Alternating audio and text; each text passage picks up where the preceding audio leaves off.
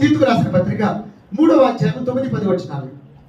అవివేక తర్కములను వంశావళులను కలహములను ధర్మశాస్త్రమును గూర్చిన వివాదములను నిష్ప్రయోజనమును వ్యర్థములై ఉన్నవి గనుక వాటికి దూరముగా ఉండము. మతభేదములు కలిగించు మనుషునికి ఒకటి రెండు మార్లు బుద్ధి చెప్పిన తరువాత వారిని విసర్జించుము. అట్టివాడు మార్గము తప్పి తనకు తానే శిక్ష విధించుకున్న వాడై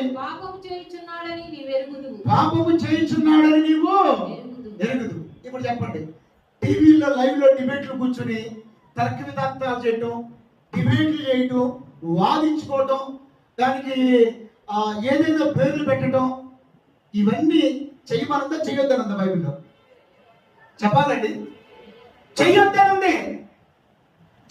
బైబిల్ దాన్ని సపోర్ట్ చేయట్లా. డిబేట్స్ ని, వాదించటాలు, తర్క వితర్కాలను బోధించట్లా బైబిల్. మతభేదములు కలిగించే వారిని దూరంగా పెట్టమని ఉందన్నమాట. అయినా మీకు మాట చెప్తాను, ఒక వ్యక్తిని మనం దగ్గర చేసుకోవాలంటే ఆ వ్యక్తికి మనకున్న తేడాలు చూపిస్తే దగ్గర అవుతాడా? ఆ వ్యక్తికి మనకున్నటువంటి పోలికలు చూపిస్తే దగ్గర అవుతాడా? పోలికలు చూపిస్తే దగ్గర అవుతాడు. అంతేగాని మీది మేమే అంటారు అన్నమాట. అందువల్ల